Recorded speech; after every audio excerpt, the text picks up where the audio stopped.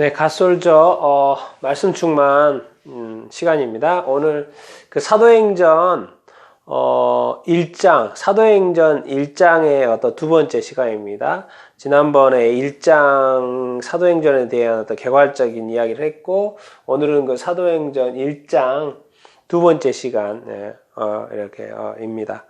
그래서 오늘 이 사도행전 1장을 마무리 이렇게 하는데요. 자, 우리가 지난주에, 저번 시간에 이야기한 게 뭐였습니까? 사도행전은 에서는 예수님께서 이렇게 승천하시는 이야기가 나오죠. 사도행전 처음 부분에 예수님과 승천하시고, 이제 성령님이 오실 거라는 그런 이야기. 그러면서 예수님과 성령님이 이제 바톤 터치 한다라는 이야기를 지난번 시간에 이야기를 이렇게 했죠.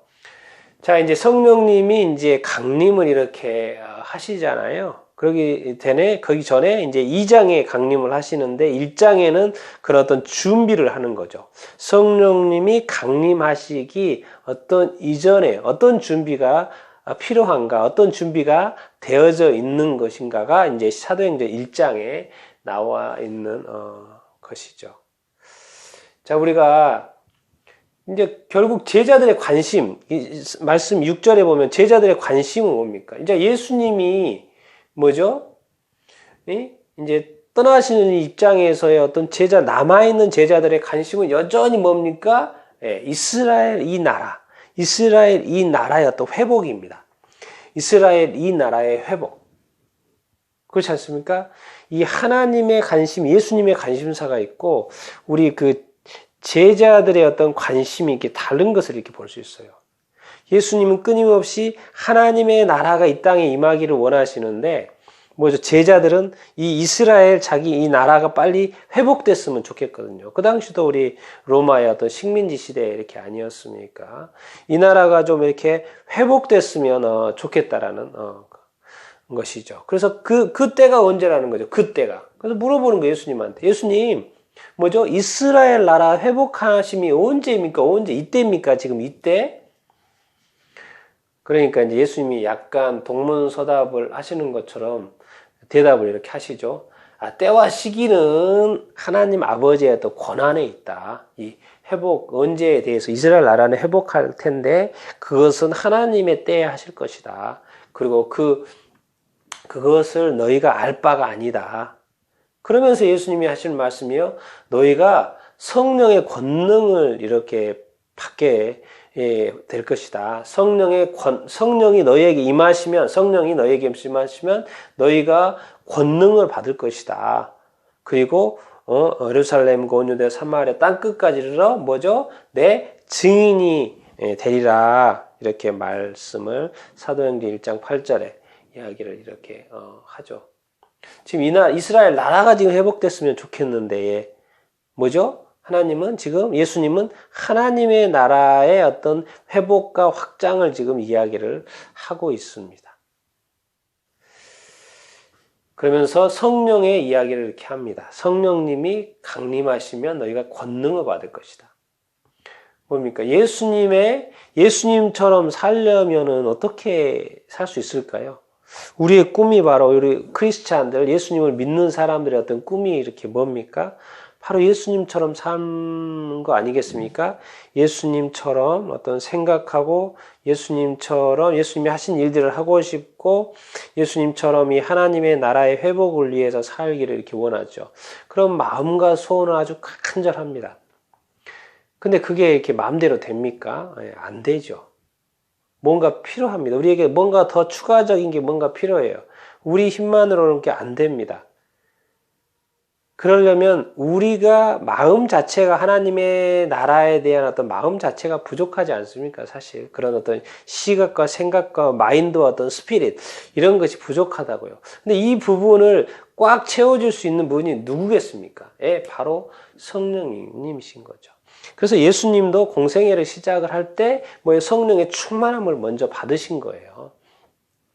성령의 충만함을 받아서 이 3년의 공생애의 그 십자가의 어떤 삶을 어떤 많은 어떤 가르침과 병고침과 이 하나님 나라의 어떤 회복을 뭐죠? 이렇게 이 복음의 어떤 선포를 이렇게 하셨던 거죠. 그렇게 많은 어떤 유대 종교 지도자들의 반대가 있었음에도 불구하고 할 수 있었던 비결은 무엇입니까? 바로 성령입니다. 성령. 성령의 어떤 권능을 받아서 예수님이, 인간된 예수님이 그 하나님의 뜻을 펼칠 수가 있었던 것이죠. 그래서 지금 예수님이 떠나는 입장에서 이 제자들에게 필요한 건 뭐겠습니까? 바로 예수님에게 임하셨던 성령님이신 거죠. 왜? 성령님은 파워거든요. 이 파워. 무슨 일을 하는데 아무 힘 없이 어떻게 합니까? 그렇죠? 능력 없이 어떻게 하겠습니까? 그것을 용기라고도 할 수 있고, 담대함이라고도 할 수 있고, 죽음조차도 이길 수 있는 그 무엇. 성령님에게 답이 있었던 거죠. 그래서 예수님처럼 어떤 이 공세계적인 어떤 삶은, 사역적인 어떤 삶을, 그리스도인의 어떤 믿음의 삶을 살기 위해서는, 또 증인된 삶을 살기 위해서는 뭡니까? 성령님이 반드시 필요했던 거죠. 그래서 이제 예수님은 이 성령님이 임하실 거다 이렇게 말하고, 임하시면 내 증인이 되라고 말씀하시면서 예수님은 이제 승천하셔가지고, 제자들이 보는 곳에서 승천하셔가지고 그냥 올라가 버리시죠. 예수님이 이제 사라진 거예요. 더 이상 예수님을 보고 싶어도 볼 수가 없습니다. 왜? 하늘로 승천해 버렸기 때문에. 그럼 약간 이제 또 그냥 갑자기 주인 잃은 사람처럼 이제 약간 붕 뜨게 된 거죠, 제자들이. 그런데 감사하게도 제자들은 뭐죠? 다락방으로 가가지고 그들이 머물렀던 다락방으로 가가지고 뭐합니까? 이렇게 기도합니다. 근데 거기에 이제 숫자가 언급이 되어 있습니다. 11사도를 포함해서 뭐죠? 120명 정도가 모였다. 근데 거기서 했던 게 뭡니까? 기도했다는 거예요. 예수님께서 말씀하시기를 성령님이 임하신다 그랬는데 그거는 잘 제가 듣긴 했는데 예수님이 많이 말씀하셨지 않습니까? 성령에 대해서. 듣기는 했는데 어쨌든 뭔가 그런 어떤 기대감을 가지고 또 성령님이 오실 것을 어떤 기대하고 소망하면서 모였던 것 같아요. 그래서 그 사람들이 계속 기도에 전념했다라는 것입니다. 올인했다는 거죠, 기도에. 그러면서 이렇게 기도하다 보니까 기도하는 과정 속에 이제 베드로가 일어나서 이야기를 이렇게 하죠. 뭐요? 11사도다. 지금 우리가 12사도였는데 지금 11사도였다. 지금 가롯 유다가 성경에 예언한 대로 이제 구약의 말씀들을 이용하면서 가롯 유다가 그렇게 예수님을 배반하고 죽게 되었다. 지금 11명인데 우리가 12명을 채워야 되지 않겠느냐. 그러면서 결론부터 말하면 요셉과 마띠아 두 사람이 뽑히게 되고 그중에 제비뽑기를 해가지고 이제 마띠아가 뽑아서 12사도가 채워지죠. 그러면서 이 사도행전이 뭐죠? 예수님께서 성령이 임하면 내 증인이 된다고 했거든요. 예수 그리스도에 대한 어떤 증인이 된다고 그랬거든요. 그래서 마지막에 이 성령님 임하기 전에 다시 한번 어떤 증인의 어떤 자격, 증인이 어떤 사람인가, 무엇을 하는 사람인가에 대해서 다시 한번 딱 설명하는 시간이 있습니다. 그게 바로 뭐냐면 베드로가 이야기를 합니다. 이 증인 또 이 12사도 이 한 명을 채우는 데 있어서 이런 기준을 제시를 합니다. 뭡니까? 예수께서 세례를 받은 이후, 요한의 세라고 하는데 예수님께서 세례를 받은 이후부터 지금 엊그제 예수님이 하늘로 승천하실 때까지 항상 함께 다녔던 사람 중에 한 명을 증인으로 뽑겠다 이야기를 합니다. 그러니까 예수님의 공생의 어떤 3년 동안에 뭐죠? 계속 예수님과 함께 했던 12사도는 아니었지만 어떻게 보면 메인은 아니었지만 그래도 항상 예수님과 같이 어떤 했던 사람 함께 동행했고 함께 했던 따라다녔고 함께 뭔가 이 사역에 대해서 잘 알고 있는 잘 아는 이 항상 함께 다녔던 사람 중에 한 명 그게 이제 요셉이었고 마띠아인데 그래서 마띠아가 뽑힌 거지 않습니까? 자, 증인이 되려면 뭡니까? 적어도 예수님에 대해서 잘 알고 또 예수님이 어떤 사람인 걸 알고 또 그런 기적을 베푸시는 것도 알고 예수님이 무슨 말씀을 했는지도 이렇게 알고 그렇죠. 예수님이 예수님의 어떤 뜻도 알고 그러면서 뭘 증언한다고 이야기합니까? 예, 증인이 뭐합니까? 예수의 부활하심을 증언하는 거죠. 예.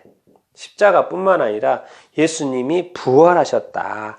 예수님이 죽음에서 부활하셨다. 예수님의 부활에 대해서 증언할 사람. 이게 증인이라고 하는데 뭘 증인해요? 예수님의 어떤 십자가와 예수님의 어떤 부활하심을 증언하는 어떤 증인.